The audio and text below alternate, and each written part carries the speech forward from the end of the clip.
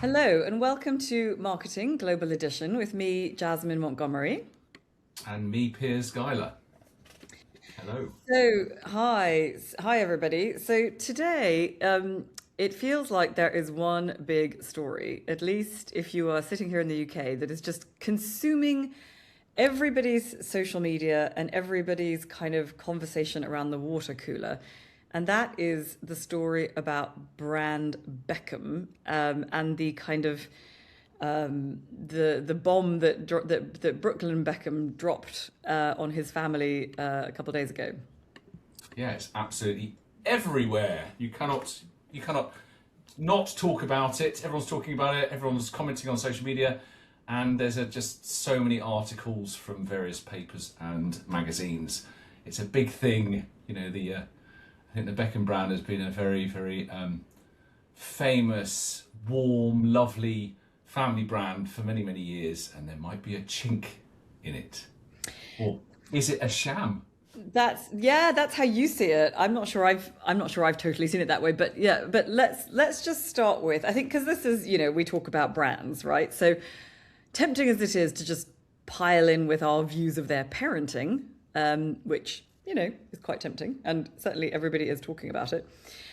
I guess we should talk about this from the perspective of kind of marketing, because that's our remit. I mean, except to say that, it is kind of a tragedy. It's really sad, and I do feel for them as humans, as individuals, whilst also wanting to pile in and judge them and obviously leverage off of their tragedy, and the way everybody is doing. It's quite interesting, isn't it? Because the older generation seem to sort of feel sorry for the older two, and then the younger generation are sort of more on Brooklyn side. So it's very interesting. I didn't say who I felt sorry for. Actually. I didn't say who I obviously identify with the younger generation, Piers. Who are you calling old? Okay, look, so just in case you've been under a rock, I hate it when people say that, in case you've been sitting under a rock, look, never mind that. In case you are, not immersed in British media, which you would be totally forgiven for not being. Here's what happened, right? So a couple of days ago, Brooklyn Beckham took to Instagram stories with a really detailed series of posts about his relationship with his parents. Okay, so he accused Victoria and David Beckham, famous footballer, Victoria Beckham, posh spice from the Spice Girls. If you don't know that, you really have been living under a rock. He accused them of being really controlling, of trying to sabotage his relationship with his new wife, Nicola Peltz, pressuring him to sign away the rights to his name before the wedding, prioritizing the Beckham family, kind of the public image over sort of authentic family relationships. And I guess the kind of really, really sort of explosive and distasteful claim was what he said about his mother. What he said, dancing on him during a romantic song at his wedding, and that has real ick factor, right? Yeah, I mean, it's pretty bad. I mean, one of the stories I read was that she took over the first dance, even. So right. That he set up this romantic first dance with his new wife, and she took it over, right, and then danced on him provocatively. Oh, it's so mortifying. Now, we obviously have no idea if it's true or not. And interestingly, no footage of the wedding has surfaced. What, of course, has surfaced is millions of pretty funny memes of people doing sort of their interpretations of what this dance might have looked like. And they are brutal, they're crass, they're sort of gross, but sometimes they're really funny. AI versions of it as well. It's been recreated lots of times, so yeah, you don't know. They might be thinking this is the real thing. Right. So the thing's got real legs. Yeah. And so all of this is potentially, of course, hugely damaging to Brand Beckham. And so I think the first thing to talk about is kind of what is Brand Beckham.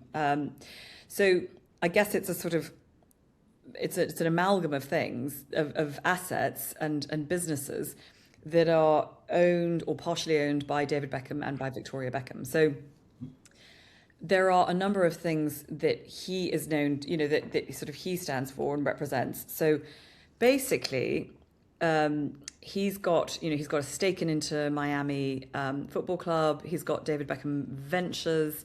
He's got major endorsements with like Adidas, Pepsi, Maserati, AliExpress, etc. He's an ambassador for Qatar. He's got all kinds of things. She has Victoria Beckham Holdings, her fashion brand.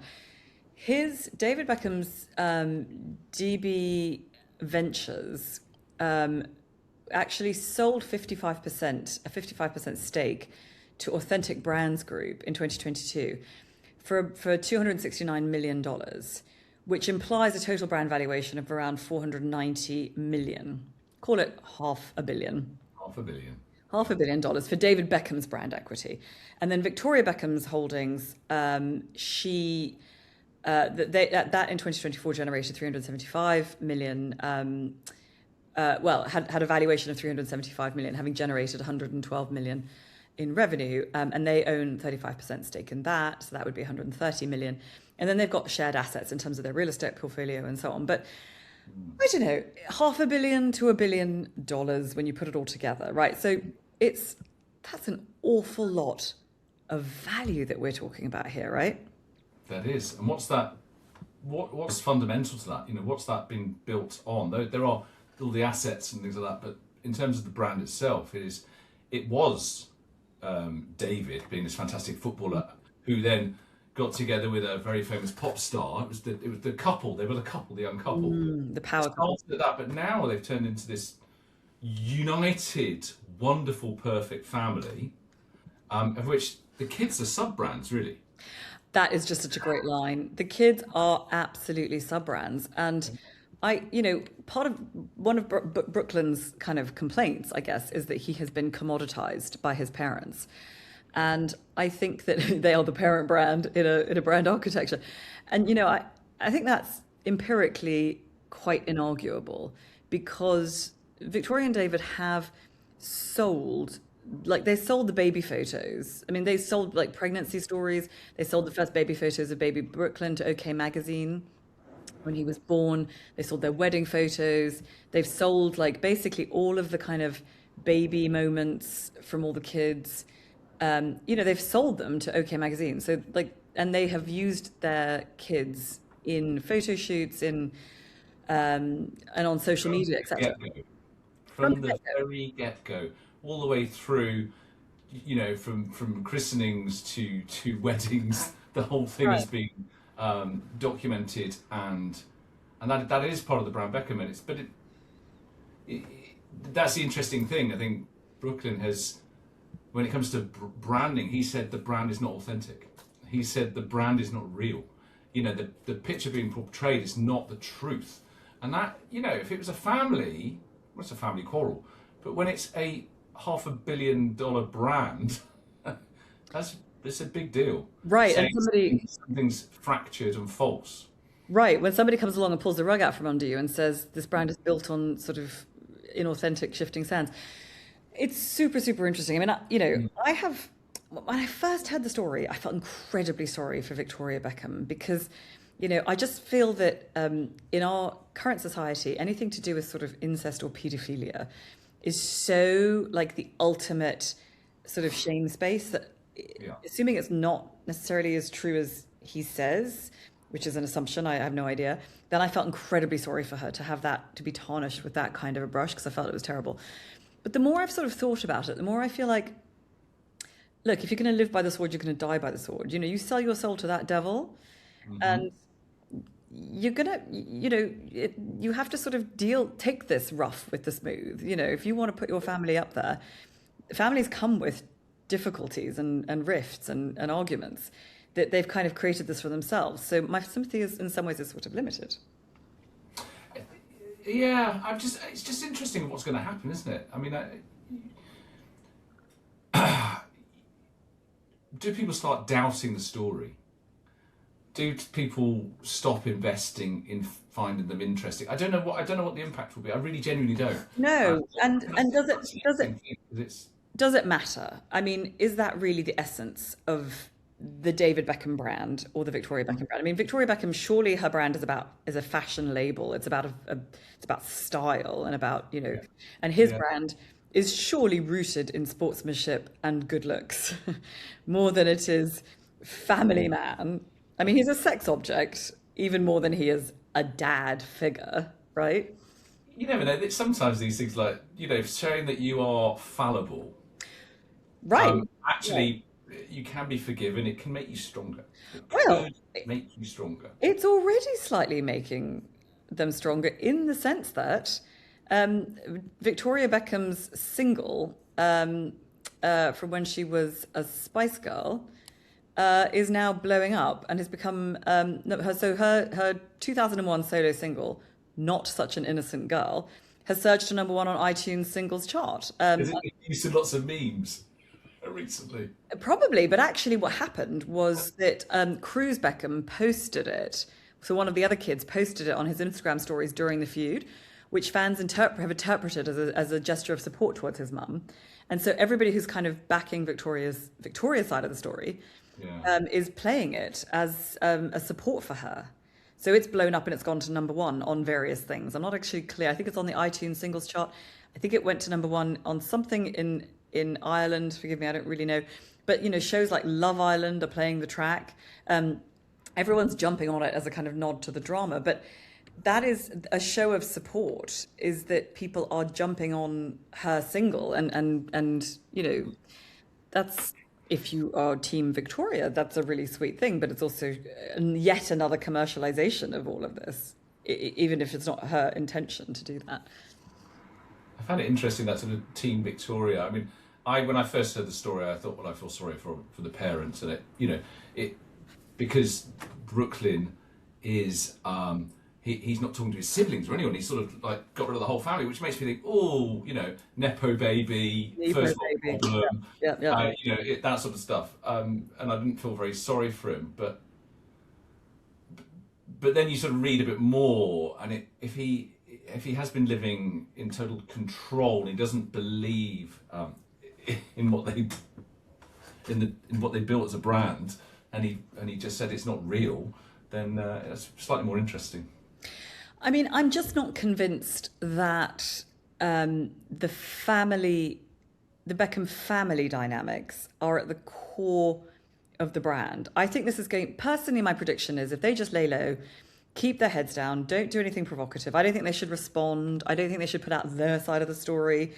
I don't think they should get their PR people on this. I think they should just keep their heads down, lay low, do the dignified thing. I think it will blow over, because for me, the question is always, has the PR fiasco fundamentally torpedoed the foundation of your brand, what your brand truly stands for and is loved for, and the reason why people buy your brand?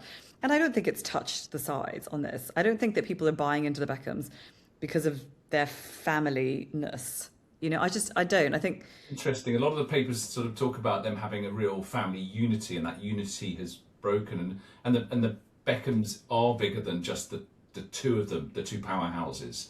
But I sort of hear what you're saying. Actually, the reality is he's a knight of the realm. He's an institutional figure now, and he is known for sport and all the good things that he does. Right. And she is known as a fashion mogul.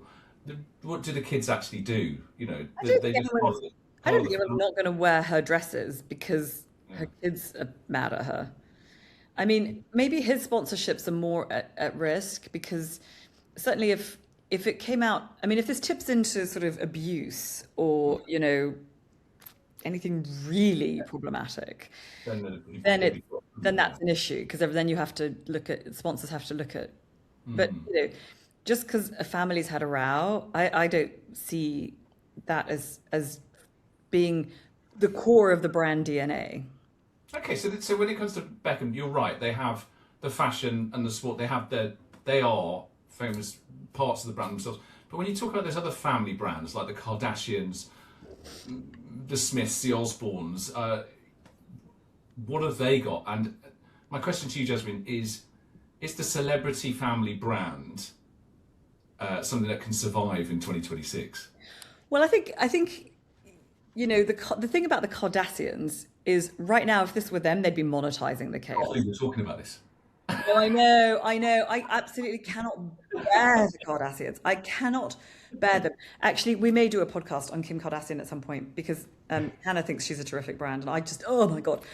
The thing about the Kardashians is they are incredibly media savvy. They monetize the chaos, right? So if this were happening to the Kardashians, there'd be a whole episode just about this, and everybody would tune in, and they would actually make it, you know, a selling point, right? This would be like, oh, we need to find out more. But the Beckhams are like that. The Beckhams are more like the royal family, Jasmine. I'm going to get this in. Oh my God. I don't believe they are. I read this line from, I read it in Grazia, believe it or not. It said, how they embarrassing. never complain, they never explain. And that's why they keep quiet. Right? I'm so embarrassed for you right now on so many fronts, right? First of all, that you're reading Grazia magazine. I hope it was just in research for this podcast. It was a one-off. I have also cringed at the number of comparisons in the media to like the Beckhams of like the modern royal family. Ugh, I'm sorry, as a great royalist myself, I do not believe that they hold a candle to the royal family. However, there are parallels. There are maybe to Prince Andrew. There are, of course, parallels, and everyone is making. There are all these funny memes about, like, you know, Brooklyn Beckham ringing up Prince Harry to ask for advice on what to do when your family hate your wife, and it's all, you know, become a media storm. So those are very funny, and I think there are parallels. There are parallels to the story, to the Harry story, in the sense that sort of it seems like a woman comes along and just messes with everyone's heads and changes the dynamic. And is that because cherchez la femme, there's a sort of Machiavellian machinations of an evil woman behind the scenes? Or is it because suddenly when they get married, they get exposed to different family dynamics and they start to look back at their own family and see the dysfunction and want to comment on it in the media? In either case, I think that washing your dirty linen in public, Yeah. I don't think it's a great strategy for anybody. I'm not sure that anyone comes out of that ever looking great. And I think Brooklyn Beckham, if anyone has done any damage to their brand, I suspect it's much more Brooklyn, because Victoria and David, as we have talked about, have their own kind of have rooted their brands in sort of real achievement. If anyone is going to make money out of brand Beckham for kind of no other reason than just I'm part of the family, it's going to be the kids, the Nepo babies. And Brooklyn has just made himself, I don't know, like, I don't know that people love this. I don't know. I mean, they certainly. Interesting. It's like, you know, it's like, imagine I don't know, a brand, a group of brands, yeah, with the master brand at the top. And, you know, we talked about the kids being sub-brands. Maybe some of these sub-brands need to go, you know. Maybe the Brooklyn sub-brand is going to be disposed of. Not... I hope you don't mean literally. Not, you know, physically, but that's what happens, right? When brands don't fit the family anymore, they are divested. And maybe this is the way it's going to be divested. And maybe the brand Beckham will go back to what it really was, which is David and sport and Victoria. But and you say that, but have a role in it. one of the reasons why this kind of personal branding is so dangerous is because you actually can't do that. You know, you can't say, right, Victoria and David can't say, we're going to get rid of the Brooklyn problem, because unless they bump him off, which God forbid, Of course not. when nobody's thinking that, Yeah. they can't. He is now a loose cannon, firing from as many times as he likes, as many, you know, sort of taking as many shots across the bow as he likes, and you can't divest of him. That's the trouble with But this. what interest are people going to have in Brooklyn in the long term? Because he doesn't have anything. The interest. There's nothing original there that he does. It's a born by parents. Yeah, but he's just become the most talked about story on every single channel. So he's, For a while, maybe. you know, as I say, I think you live by this world, you die by this world. They've created this family, this web of kind of familial ties and sub-brands and everything. And now you can't just suddenly undo it because it doesn't suit you. It's there. They've got this molecular brand structure in the family that's public. And it's just become, I mean, I think he's damaged his brand in a way, but he's also like massively gone viral and gone household name in the last couple of days. And so he's a force. He for better or for worse, and I don't know how much longevity there is in it, but right at the moment he's an enormous He's just become a much bigger brand overnight. But he's culturally interesting, but value-wise, commercially, I don't see any longevity with Brooklyn. I guess it depends what he does now. I mean, I think Donald Trump proved that just being a household name alone has so much power, it can get you into the White House. Brooklyn Beckham has become a household name. He's on everybody's lips. He could kind of do what he wants next. I mean, he could imagine a fashion brand, imagine the aftershave, imagine the TV shows, imagine the punditry, imagine he wants to be a chef. Maybe he's the next Gordon Ramsay. An interesting parallel, by the way. I think the Ramsay family are quite an interesting parallel to this. But I think he could, if he's smart, he might do something with this. But I've been laughing so much at the number of people are out there in the media who are saying this wasn't just stream of consciousness. This has the mark of PR people because it's the statement itself is polished. I don't know if you've read the statement. I'm sure you've read the statement, and the statement is the grammar. This is not. It's not good English. I mean, he has written a badly written. I do not see PR polish in this. I think it was stream of consciousness. But if professionals got hold of him now, I think they could turn this into an exciting brand opportunity for him. Wow. Okay. Do you disagree? You disagree? What do I really think? I just think. I think it's going to be a short-term wonder. I don't think he's got nothing that much to offer really in the long term. Who's going to buy his aftershave? He's not the one who's been running around fields playing for England, back in the day. I just don't think he has that pull. Sorry, I don't mean to be rude about it. It's his life, But I do think the Beckham brand will survive, and I just don't think there'll be so much focus on the kids. I think they might pull back from that a bit. I tell you what, I don't disagree, because I think, unfortunately, I do not think that he has demonstrated, Brooklyn Beckham has actually demonstrated a major talent for anything yet. Most notably, his photography book. I don't know if any of you have seen his book of photos, but he has taken, honestly, some of the most laughable photos imaginable and put them into a book and published it. So I think he has got the Nepo baby inflated sense of his own abilities and importance. And he clearly is quite erratic. So I'm not sure I would back him as a great builder of his own brand, or, as anything with any great talent, which I know sounds very damning, but his judgment doesn't seem to be great. So I'm not sure I'd back him on anything either. If you were Victoria and Beckham, what would you do now to try and manage the crisis and retain your brand value? I'd go on to Strictly Dancing, whatever it's called. Strictly Come Dancing, would you? I would tackle it head on and make fun out of it. You have to. Victoria has demonstrated in her documentary kind of an ability to have a sense of humour, and I think they should lay low for a while, because it must be very raw right now, and the temptation to I think it would be hard not to show bitterness, and bitterness never really equates to humour. But if and when the anger can die down, I think a little bit of humour in the situation and very gentle self-deprecation and humility would go a long way. And in general, I think they should just keep calm for a few months. It will die down. And I don't think it's going to have an impact on the value of the Beckham brand. Do you, fundamentally, bottom line? No, I don't really, actually. If I'm really honest, I don't think it will have a huge impact. So it's a giant storm, and a giant unity, there's brand fracture, all these things, but not really. No, I agree.